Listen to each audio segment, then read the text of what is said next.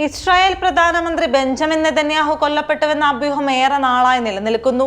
ഇതിനാക്കം കൂട്ടിയതായിരുന്നു ഈയിടെ സോഷ്യൽ മീഡിയയിൽ പ്രചരിച്ച നെതന്യാഹുവിന്റെ വീഡിയോ. എക്സിൽ പങ്കുവച്ച വീഡിയോയിൽ ഒരു കയ്യിൽ 6 വിരലുകൾ ഉണ്ടെന്നായിരുന്നു സോഷ്യൽ മീഡിയയിലെ ചർച്ച. എന്നാൽ ഈ ചർച്ചകൾക്ക് വിരാമമിട്ടുകൊണ്ട് ജീവിച്ചിരിപ്പുണ്ടെന്നും തന്റെ കർത്തവ്യങ്ങൾ തുടരുന്നുണ്ടെന്നും അറിയിച്ചുള്ള പുതിയ വീഡിയോ പുറത്തിറക്കിയിരിക്കുകയാണ്.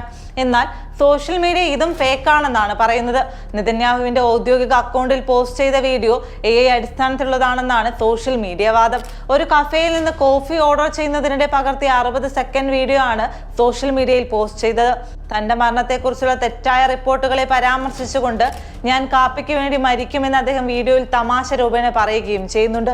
മുഖത്തിന്റെ അളവ് തെറ്റാണ്, കളർ ടോൺ ഉൾപ്പെടെ മുഖത്തിലെ പല ഭാഗങ്ങളും ഒറിജിനൽ മുഖവുമായി സാമ്യമില്ല, കപ്പിലെ കാപ്പിയുടെ അളവ് കുറയുന്നില്ല എന്നിങ്ങനെ സൈബർ ലോകം പല തെളിവുകളും നിരത്തിയാണ് പുതിയ വീഡിയോ ഫേക്കാണെന്ന് പറയുന്നത്.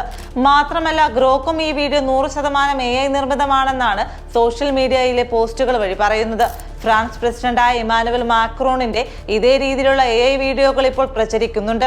ഇറാനെതിരായ ഇസ്രായേൽ ആക്രമണത്തെക്കുറിച്ച് പതിവായി പോസ്റ്റുകൾ പങ്കുവച്ചിരുന്ന നെതന്യാഹുവിന്റെ മകനെ ഇപ്പോൾ സോഷ്യൽ മീഡിയയിൽ കാണാതായതും നെതന്യാഹുവിന്റെ മരണവുമായി ബന്ധപ്പെട്ട അഭ്യൂഹങ്ങൾക്ക് ആക്കം കൂട്ടി. ബുദ്ധിരാക്ഷസന്മാരെന്നും ടെക്നോളജിയിൽ മറ്റാരെക്കാളും മികച്ചവരെന്നും കരുതുന്ന ഇസ്രായേലിനെ ഈ വീഡിയോയുടെ പേരിൽ സോഷ്യൽ മീഡിയ ട്രോളുകയാണ്.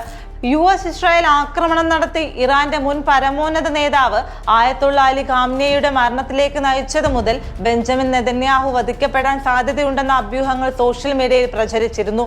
നെതന്യാഹുവിന്റെ ഓഫീസ് നേരത്തെ തന്നെ മരണവാർത്ത നിഷേധിച്ചിരുന്നു. അതേസമയം കുഞ്ഞുങ്ങളെ കൊല്ലുന്ന ഈ ക്രിമിനൽ ബാക്കിയുണ്ടെങ്കിൽ വേട്ടയാടി കൊല്ലുമെന്നാണ് IRGC പറഞ്ഞത്.